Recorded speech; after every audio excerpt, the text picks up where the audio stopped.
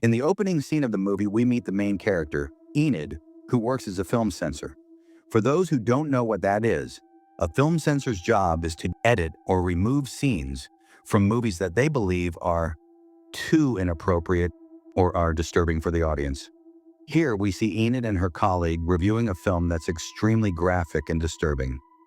In one particular scene, a female character's eye is supposed to be removed, which Enid finds very disturbing, so she rejects that scene. Later that night, as Enid is walking home, she notices a girl in the distance. The moment she sees her, Enid starts calling out because she thinks the girl looks just like her missing sister, Nina. But when the girl turns around, Enid realizes it's someone else. At this point, we get a backstory about Enid and her sister Nina. Nina, who was younger than Enid, went missing when they were kids. And ever since then, Enid has never been able to forget that incident. Even today, she still believes her sister will come back someday. The next day, during dinner with her parents, they show Enid Nina's death certificate. After years of searching with no results, Nina has finally been declared dead. Obviously, Enid refuses to accept it. After returning home, Enid starts looking at old photographs of Nina. Among them, she finds a newspaper clipping with a photo of Nina and the headline, "7-year-old girl vanishes in ghostly forest." That's when we learn what really happened.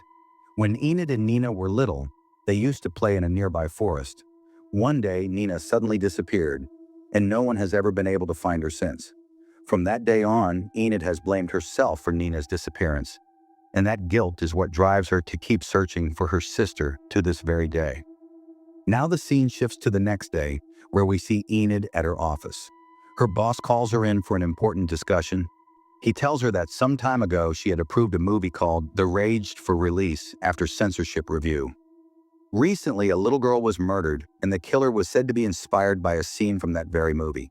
Now the newspapers have picked up the story and are questioning the censorship board, asking how they could allow such a violent movie to pass. The issue was growing bigger every day, and soon the story started appearing on TV as well. The censorship board began receiving heavy criticism, and Enid started getting hate calls. Even outside her office, media reporters surrounded her. That same day, a producer named Doug came to the office to get his new movie, Don't Go in the Church, reviewed. While watching it, Enid noticed a scene where two young girls were in a cabin in the forest, and one of them killed the other with an axe. The actress in that scene was Alice Lee, and Enid thought she looked exactly like her long-lost sister, Nina. Suddenly, old memories began flashing before her eyes. Moments from the past when she and Nina were playing in the forest, right before Nina disappeared. The memory disturbed Enid so much that she ran to the restroom and threw up. That night, Enid had a dream. She saw her younger self and Nina again, walking through the forest. Nina was inside a cabin and called Enid to come in. When Enid entered, she saw their mother, but suddenly her mother started screaming. Enid woke up in panic. The next day, strange thoughts began haunting her. She started believing that the producer whose movie she had reviewed was actually a criminal, and that the actress in the film was her sister Nina, who had been kidnapped as a child.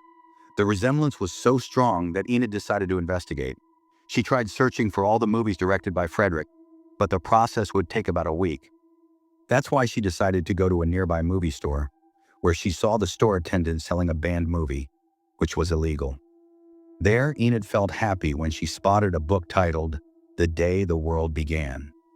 Then she asked the store attendant for all the movies directed by Frederick that also featured Alice Lee.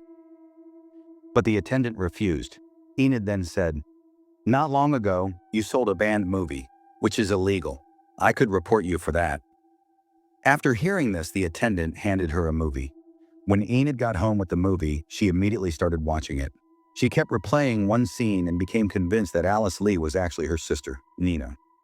In the next scene, Enid is seen talking to her parents, telling them everything she discovered. But they got angry because, according to them, Nina was dead, and they wanted Enid to finally move on. They didn't want her clinging to the past, but Enid was sure Alice Lee was Nina. That night, Enid had a dream where she saw a younger Nina growing up and transforming into Alice Lee. Then a man took her to a cabin in the forest, and suddenly Enid woke up. After that, she found Doug's address and went to his house. There she noticed the living room looked exactly like the one in a scene of physical abuse from the movie. It probably happened right there. She started talking about Alice Lee, and Doug told her that he had one last movie with Alice Lee that was still being filmed. Enid accused him of kidnapping Alice Lee, but Doug got angry at her accusation and tried to force her out. They got into a fight and Enid pushed him. Doug fell onto a table and a trophy struck his head. Enid was terrified and ran away from there. But then she remembered that the shooting for a new movie was happening nearby, the one starring Alice Lee. She rushed there, desperate to save her. When she reached the filming location, she noticed a bus that was being used as the actress's makeup room. A woman came out of the bus, mistook Enid for an actress, and took her inside. Enid went along with it, thinking that if she cooperated, she might get a chance to meet Alice Lee. The makeup artist got her ready for the scene. Enid was taken to the shooting spot where everything was set up, and the director was giving instructions. As soon as the director shouted, "Action!" the scene began, and we, as the audience, watched it unfold like a real movie. Enid entered the scene holding an axe and saw a stranger standing near Alice, the same man she had seen in her dreams. He brought Alice forward and told Enid to kill her, but instead Enid started attacking the man. He screamed that this wasn't part of the script. Blood covered Enid's face as she struck the man with the axe, killing him. Alice was horrified by what had just happened and yelled at Enid, asking what she'd done. The director rushed to the scene, and Alice ran toward him. Everyone was shouting that Frederick had kidnapped Nina. When Frederick appeared, Enid killed him too. Alice, terrified, fled into the forest. Enid chased after her and said she did everything to save her, calling Alice by the name Nina. Alice told her that she wasn't Nina, but Enid started screaming, which made Alice run away again. Enid fell to the ground crying. Soon she began hallucinating. She saw Alice in front of her, thanking her for saving her life. Then we see Enid and Alice happily walking home together. They finally arrive home, where Enid's parents are overjoyed to see their two daughters. Enid turns toward the audience and starts laughing. But friends, this isn't the real ending of the movie. The true meaning only becomes clear when we understand what was really going on. We know that Enid went through a major incident in her childhood. When she was young, she and her sister Nina went into the forest to play, but Nina got lost and never came back. After that, Enid's parents blamed her for Nina's disappearance. We get a hint of this when Enid has a dream. She enters a cabin in the forest, and her mom starts screaming at her. Because of that, Enid has always blamed herself for Nina's loss. That's why she became obsessed with finding her sister, no matter what.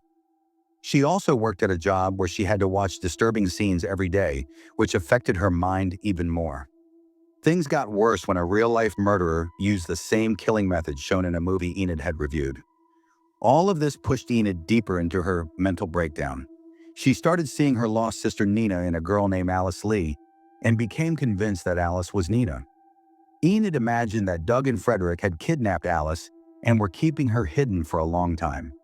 She wanted to fix everything, just like in her favorite book, The Day the World Began, whose cover looked exactly like the scene where Enid returns home to her parents with Alice. But in reality, Enid couldn't accept that Alice wasn't Nina. She forcefully took Alice to her parents' house, shocking them with her behavior and mental state. The final scene wasn't actually a happy ending. It was Enid's imagination making everything appear fine. In truth, it was horrifying. By the end, Enid had completely lost her sanity. She could have gone to any extent to stay in her imaginary world, even committing murder or kidnapping an actress. It's also possible that she didn't really kidnap Alice at all, and everything was just in her mind. One last detail I noticed. The aspect ratio in Enid's imagination scenes is completely different from the real-world scenes. The real story uses a normal aspect ratio, which helps us tell the difference between reality and imagination, though this isn't always consistent. With this, the story ends here. Subscribe to this channel for more stories like this.